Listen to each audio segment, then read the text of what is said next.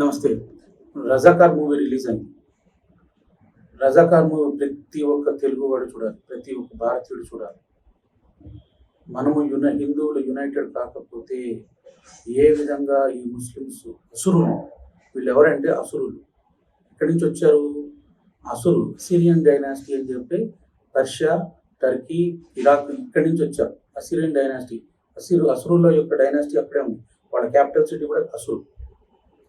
మనకి ప్రతి పురాణంలో అసురుల బిహేవియర్ మన హిందువుల పట్ల, మన దేవి దేవతల పట్ల ఎట్లా ఉందో ఈ రోజు కూడా అట్లాగే జరుగుతోంది. మన హిందువులు ఇంకా కళ్ళు తెరవకపోతే రజాకార్లు ఇప్పటికి కూడా ఈ దేశంలో ఇంకా ఉన్నారు. వాళ్ళ ప్లాన్ ఈ గజ్వాయే హింద్ అని చెప్పి ఈ దేశాన్ని, హిందువులందరినీ చంపేసి, కన్వర్ట్ చేసి, ఆడవాళ్ళందరినీ రేప్ చేసి, వాళ్ళందరినీ సెక్స్ లేవ్స్ లాగా పెట్టుకోవడమే వీళ్ళ ప్లాన్. వాళ్ళ పుస్తకంలో రాసింది.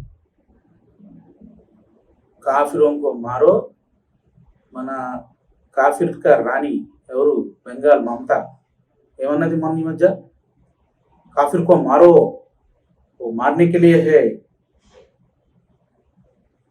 అని చెప్పని మెసేజ్ డైరెక్ట్ రికార్డింగ్ అయింది. కాఫిర్ స్టేట్మెంట్ మమతా బెనర్జీ చూడండి. जो लड़ता है वो जीता है, जो काफिर है जो डरता है वो मरता है అన్నది. సో అంటే అది ఒక వ్యాపన లేడీ అయ్యుండి ముస్లిమ్స్ తోటి కలిసి హిందువుల్ని ఏ విధంగా ఊచకోత కోపిస్తా ఉంది. ఈ సందేశ్ ఖాళీలో వాడు చేసిన తుర్కోడు చేసిన అత్యాచారాలకి వాడిని అరెస్ట్ చేయకుండా 2 నెలలు సుప్రీంకోర్టు వచ్చి ఆర్డర్ వేసి చేస్తే కూడా వాడిని రక్షించడానికి ప్రయత్నం చేసింది లాస్ట్ మినిట్ దాకా. చిన్న చిన్న పిల్లల్ని రేప్ చేసి, లేడీస్ని రేప్ చేసి వాళ్ళ భూముల్ని లాగేసుకొని వాడు సందేశ్ ఖాళీలో. ఈ సెక్యులర్ పార్టీలు రజాకార్లనే తయారు చేస్తున్నారు ఈ దేశంలో. ఈ రజాకార్లతోటి కొంతమంది జమీందారులు అప్పుడు వాళ్ళు ఈ రజాకార్ ఆర్మీతోటి మన హిందువుల్ని ఉచుకోత కోసారు. తర్వాత నక్సలైట్లను చంపేశారు కూడా. సో అయితే ఈ రజాకార్ మూవీలో మీరు ప్రతి ఒక్కరు చూడండి. ఓకే, రజాకార్ మూవీలో చూడని విషయాలు, ఇంకా కనెక్టెడ్ విషయాలు కొన్ని ఉన్నాయి చెప్పాల్సి. రజాకార్ మూవీలో వాళ్ళు ఈ నిజాం ప్రభుత్వం యొక్క ఈ రజాకార్ ఆర్మీ 2 లక్షల మందిని తయారు చేసింది. ఆ టర్కీ నుంచి, ఇరాన్ నుంచి జనాల్ని తీసుకొచ్చి ఇస్లామిక్ స్పెసిఫిక్ ఆర్మీ తయారు చేసింది సపరేట్గా. నిజాం ఆర్మీలో తెలుగు వాళ్ళు, మన వాళ్ళందరూ ఉండేవాళ్ళు. వాళ్ళు కాకుండా సపరేట్గా కాసిం రిజ్వీ అండర్ కాసిం రిజ్వీ 2 లక్షల మందిని తయారు చేసి మన హిందువులందరినీ రకరకాలుగా యాతన పెడతా ఉంటే అప్పుడు కమ్యూనిస్టులు వాళ్ళని ఎగ్నెస్ట్గా ఫైటింగ్ చేశారు. 3000 గ్రామాలని వాళ్ళ చేతుల్లోంచి విడిపించారు. అయితే వాళ్ళ కమ్యూనిస్ట్ పార్టీ మీద బ్యాన్ ఉన్నది నిజాం స్టేట్లో. అయితే మన ఇండియన్ ఆర్మీ రాకముందు ఇంకా వీళ్ళు ఇండియన్ ఆర్మీ యాక్షన్ తీసుకుంటుంది అని వీళ్ళు పసిగట్టిన నిజాం సర్కారు 2-3 నెలల ముందు, అంటే మే 1948లో ఈ కమ్యూనిస్ట్ పార్టీ మీద ఎత్తేసింది. ఏమెత్తేసింది? బ్యాన్ ఎత్తేసింది. బ్యాన్ ఎత్తేస్తే ఈ కమ్యూనిస్టులు వాళ్ళ పాలసీని, అప్పటిదాకా రజాకార్లతో కొట్లాడిన పాలసీని రివర్స్ చేస్తూ ఒక డైరెక్షన్ ఇచ్చారు. ఒక కమ్యూనికే ఇచ్చారు. Simultaneously, the Communist Party of Hyderabad issued a pamphlet reversing their earlier policy. The accession of Hyderabad to the Union and responsible government in the state were denounced on the grounds that the government of India was a capitalistic government. To maintain a show of consistency, it was suggested that before real freedom was achieved, feudalism had also to be liquidated. The reports indicated that not only was there some understanding between the Nizam's government and the communists, but explosives were in process of being supplied to the Razakars by the communists from west Bengal. ఇది హిందూ పోస్ట్లో Hyderabad liberation communist joint Nizam అని చెప్పని ఒక article ఉంది. నేను link కింద పెడతాను, ప్రతి ఒక్కరు చదవండి.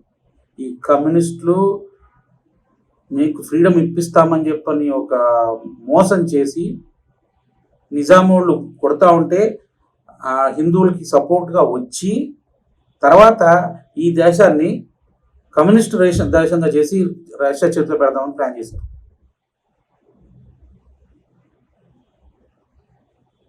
అయితే ఈ రజాకార్లు ఇండియన్ ఆర్మీ సెప్టెంబర్లో వచ్చింది. సో ఇది మే 1948లోనే ఈ కమ్యూనికే వచ్చేసింది. అంటే అప్పటికే ఈ రజాకార్లు తోటి వీళ్ళకి ఒప్పందం కుదిరిపోయింది. సో ఈ కాసిం రిజ్వీ ఆర్మీ సరెండర్ అయింది ఇండియన్ ఆర్మీకి, కానీ వీళ్ళ ఆర్మ్స్ సరెండర్ చేయాలి ఇండియన్ ఆర్మీకి. వీళ్ళ దగ్గర ఉన్న సప్లైస్ కూడా తీసుకెళ్ళి కమ్యూనిస్టులకు ఇచ్చారు. కమ్యూనిస్టులకు ఇస్తే ఈ కమ్యూనిస్టులు 1951 దాకా 3 సంవత్సరాలు ఇండియన్ ఆర్మీతో ఫైటింగ్ చేశారు.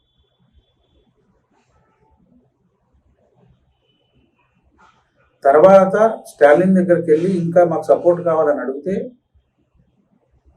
మీకు సముద్ర తీరం ఉందా అంటే లేదు అని చెప్తే, అట్లయితే నెహ్రూతో మీరు వెళ్ళి కాంప్రమైజ్ అయిపోండి, నెహ్రూ నాతో కాంప్రమైజ్ అయిపోయాడు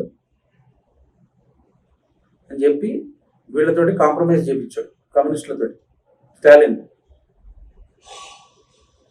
రష్యాలో. ఈ స్టోరీ ఎవరు చెప్పరు, ఇది చాలా చాలా ఇంపార్టెంట్. ఎప్పటి నుంచి ఈ కమ్యూనిస్ట్ దేశభక్తులు అంటే కమ్యూనిస్ట్ లీడర్లు దొంగలు, వాళ్ళు ఇండిపెండెన్స్ మనకి తెప్పించడంలో వాళ్ళ స్ట్రగుల్ ఉన్నా, వాళ్ళ స్ట్రగుల్ ఇండిపెండెన్స్ వచ్చిన తర్వాత దీన్ని తీసుకెళ్లి కమ్యూనిస్టేట్ చేసి రష్యా చేతిలో పెడదామని, మళ్ళీ ఫ్రీడమ్గా ఉంచాలని కాదు. అది చాలా డేంజరస్ జరిగిపోయింది. కానీ కింద క్యాడర్ ఉంటారే వాళ్ళకి ఈ స్ట్రాటజీ తెలియదు, వాళ్ళకి ఇప్పటికి కూడా తెలియదు ఈ కమ్యూనిస్ట్ స్ట్రాటజీ. పైన వాళ్ళు మాత్రమే కాంప్రమైజ్, కింద వాళ్ళంతా దేశభక్తులు. కమ్యూనిస్టుల్లో కూడా దేశభక్తులు ఉంటారు. మోడీ గారు చేసింది ఏం చేశారంటే, ఈ Congress party represents legacy of British rule. ఎందుకంటే ఆ బ్రిటిష్ రూలు వాళ్ళ దగ్గర నుంచి పగ్గాలు పట్టుకుంది ఎవరు, వాళ్ళ కింద పనిచేసిన తొత్తుల్ని వాళ్ళకి ఇచ్చేసిపోయారు బ్రిటిష్ వాళ్ళు. సో ఈ కాంగ్రెస్ పార్టీని బ్రిటిష్ వాళ్ళ తొత్తులానే చూసేవాడు. సో దీనికి ఆపోజిషన్గా ఒకటే ఒక ఫోర్స్ ఉండింది before independence, communist party. After independence కూడా ఆపోజిషన్లో ఓన్లీ కమ్యూనిస్ట్ పార్టీ ఒకటి ఉండింది కాంగ్రెస్కి. ఈ కాంగ్రెస్ ఏమో రష్యాకి తొత్తు. సో అపోజిషన్ రెండు వేరే దేశాలకి ఇంట్రెస్ట్ కోసం పనిచేస్తాయి, రెండు కాంప్రమైజ్. అందుకనే ఈ దేశానికి కరెక్ట్గా హిస్టరీ చెప్పకుండా అన్ని రెండు సైడ్లు మొత్తం వీళ్ళే మనల్ని ఏదో కాపాడతారని చెప్పని కాంగ్రెస్ వాళ్ళు ఇష్టం లేకపోతే కమ్యూనిస్టులకు వేసేవాడు.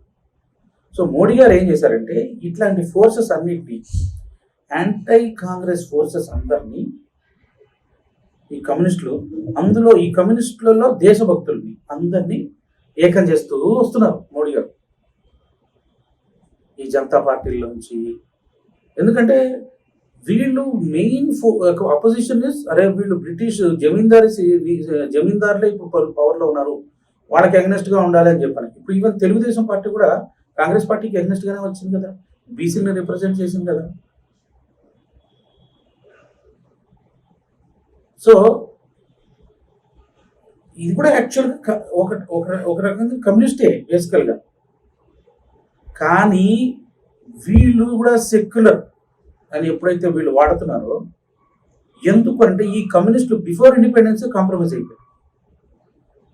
ఈ నిజాం ముస్లిమ్స్ రజాకార్లు మైండ్ సెట్ తోటి వీళ్ళు కాంప్రమైజ్ అయిపోయి విపరీతంగా లిటరేచర్ ప్రొడ్యూస్ చేయటము, హిందువులకి అగెనెస్ట్గా ప్రొడ్యూస్ చేయటము, హిందూ రాజులకి.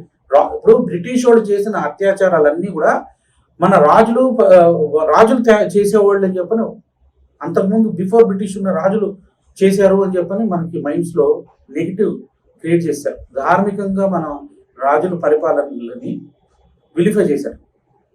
సో బ్రాహ్మిన్స్ని విలిఫై చేశారు. ఎందుకంటే కొంతమంది బ్రాహ్మిన్స్ని బ్రిటిష్ పాలనలో అంత అడ్మినిస్ట్రేషన్ అంతా బ్రాహ్మిన్స్ని పెట్టి వాళ్ళతో అడ్డమైన పనులన్నీ చేపించారు బ్రిటిష్ వాళ్ళు. సో హిందూయిజం అంటే బ్రాహ్మిన్స్ సొత్తు, బ్రాహ్మిన్స్ మనల్ని తొక్కారు కాబట్టి సనాతన ధర్మం అంటే బ్రాహ్మిన్స్ తోటి ఈక్వేట్ చేయటము, ఎస్పెషల్లీ ఈ సౌత్ ఇండియాలో తమిళనాడు ఇంకెక్కువ. ఇప్పుడు స్టాలిన్ కొడుకు ఉదయానిధి స్టాలిన్, నేను సనాతన ధర్మం అంటే యాంటీ బ్రాహ్మిన్స్కి ఎగనెస్ట్ అంతే. వాళ్ళు అక్కడ ఉన్న ప్రజలు కూడా అట్లాగే ఉన్నాయి. నేను మొన్న తమిళనాడులో జనాలతో మాట్లాడుతుంటే అదే నేరేటివ్ చెప్తున్నాను. వాళ్ళకి సనాతన ధర్మం అంటే బ్రాహ్మిన్స్.